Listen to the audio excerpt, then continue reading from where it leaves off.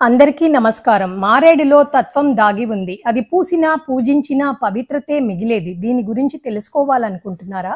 Video skip చేయకుండా చివరి దాకా చూడండి. మారేడు ఒక మొక్క కాదు, శివుడి హృదయ స్పర్శకు రూపమే. ఆకులు మూడైతే శక్తి, శివుడు, గంగా తల్లి. ఓ పువ్వు చేతిలో పట్టుకుని పూజించటం సులభం కానీ, ఒక ఆకుతో శివుడి హృదయం తాకటం అదే మారేడు మహిమ. ఇది పచ్చటి ఆకే కాదు, పచ్చటి తపస్సు. మూడే ఆకుల బిల్వపత్రం మూడో కంటికి నచ్చే త్రితత్వాన్ని దాచుకుని ఉంటుంది. గంగా తల్లి, పార్వతీ తల్లి, శివుడు ఈ మూడు తత్వాలలో లీనమైపోయిన శక్తి పత్రం. శివుడి పూజలు మారేడు లేకుంటే అది గీతారహిత గానం వలె. ఏకబిల్వం శివార్పణం. మారేడు 14 రకాలు ఉంటాయి.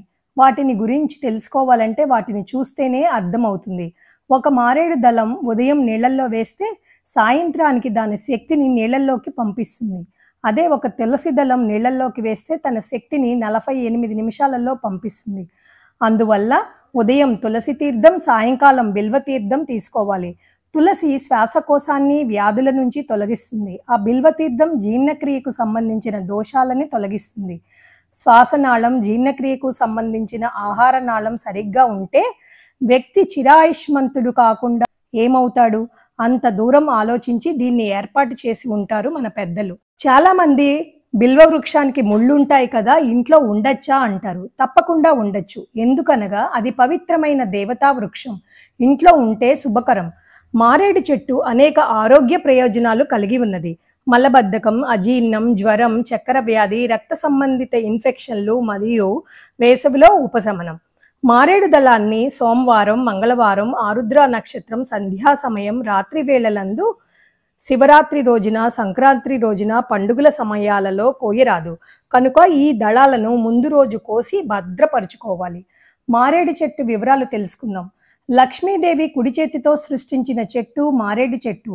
అందుకే ఆ చెట్టుకు పండిన కాయను శ్రీఫలం అని పిలుస్తారు. సృష్టిలో మారేడు చెట్టుకు ఒక గొప్పతనం ఉంది. అది పువ్వు పూయకుండా కాయ కాస్తుంది. మారేడు కాయలో ఉన్న గుజ్జును ఒక చిన్న కన్నం పెట్టి తీసి దానిని ఎండపెట్టి అందులో విభూది వేసి ఆ విభూదిని చేతిలో వేసుకుని పెట్టుకునేవారు. మారేడు ఆయుర్వేదం నందు ప్రధానంగా ఉపయోగపడుతుంది. ఈ మారేడు దళము మూడుగా ఉంటుంది. అందుకే త్రిదళం, త్రిగుణాకారం, త్రినేత్రం చ త్రియాయుధం, త్రిజన్మ పాప సంహారం, ఏకబిల్వం శివార్పణం అని తలుస్తాము. దళములుగా ఉన్న వాటిని కోసి పూజ చేస్తారు. ఈ దళం 3 ఆకులుగా ఉంటుంది. అరుణాచలంలో బహుబిల్వ దళం ఉంటుంది. అది 3, 9 ఆకులతో ఉంటాయి. పుష్పములను పూజ చేసేటప్పుడు తొడిమి లేకుండా పూజ చేయాలి. కానీ మారేడు దళంను పూజ చేసేటప్పుడు కాడను తీసివేసి ఈయననే పట్టుకొని శివలింగం మీద పెడతారు. మనకి శాస్త్రం 5 లక్ష్మీ స్థానములు ఉన్నాయని చెప్పాయి. అందులో మారేడు దళంతో పూజ చేసినప్పుడు బిల్వం ఈయనే శివలింగానికి తగిలితే ఐశ్వర్యం కటాక్షింపబడుతుంది. అందుకే ఇంట్లో ఐశ్వర్యం తగ్గుతున్నా, పిల్లలకు ఉద్యోగం రాకపోవడం మొదలగు ఇబ్బందులు ఉన్నవారు ఈ త్రిదళ ఆకులు ఉన్న దళాలు పట్టుకుని శివునికి పూజ చేసేవారు. శివుణ్ణి మారేడు దళంతో పూజ చేయగానే ఆ శివుడు త్రియాయుషం అంటాడట. బాల్యం, యవ్వనం, కౌమారం ఈ మూడింటిని నీవు చూస్తావు అని ఆశీర్వదిస్తాడంట. కాబట్టి ఆయుర్దాయం పూర్తిగా ఉంటుంది. శివుణ్ణి మారేడు దళంలతో పూజించే వ్యక్తి 3 గుణాలకు అతీతుడు అవుతాడట. మారేడు దళం శివుడి మీద బోర్ల పడితే జ్ఞానం సిద్ధిస్తుంది. ఇంత శక్తి కలిగింది కాబట్టే దానికి శ్రీ సూక్తంలో అలక్ష్మీర్మేనాస్యాతం త్వం వృణే, ఆ లక్ష్మి దరిద్రాన్ని పోగొట్టుతుంది కాదక అని చెప్తారు. మనిషికి 3 గుణములు, 3 అవస్థలు ఉంటాయి. 4వ దానిలోకి వెళ్ళడు. 4వది తురీయము.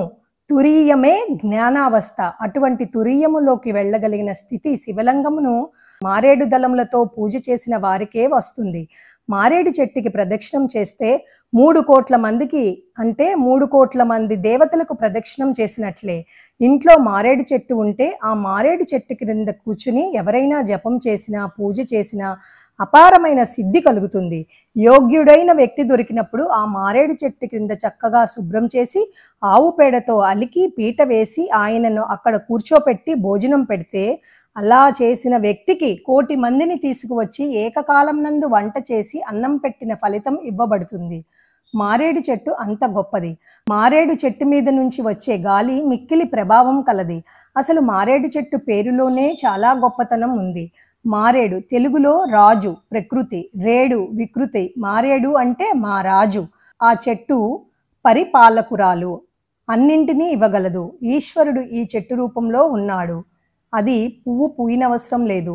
ద్రవస్థితిని పొందకుండా వాయుస్థితిని పొందిన కర్పూరంలా మారేడు పువ్వు పూయకుండా కాస్తుంది. అంత గొప్ప చెట్టు మారేడు.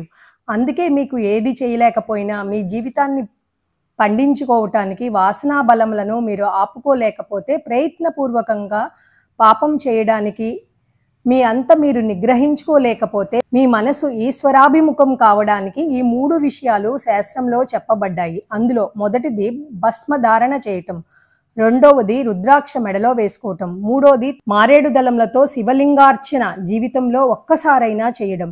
ఈ 3 పనులను ప్రతి వ్యక్తి తన జీవితంలో చేసి తీరాలని పెద్దలు చెబుతున్నారు. 3 దళాల మారేడు పత్రం, కానీ అది అందించేది 3 లోకాల వెలుగు. ఓ తేనెలో ముంచిన తపస్సులాగా, ఒక ముత్యపు మౌనం లాంటి ఆరాధనలాగా ఇది ఆకుగా కాదు, ఆరాధనగా అర్పించాలి. శివుడికి మామూలు పుష్పం వద్దు, నీ భక్తి మౌనం కలిపిన బిల్వదళమే తాను కోరేది. ఓం త్రిపత్రాయ శాంభవాయ నమః. నచ్చితే కామెంట్ చేయండి, లైక్ చేయండి, షేర్ చేయండి, సబ్స్క్రైబ్ చేయండి. మీతో అనురాధ.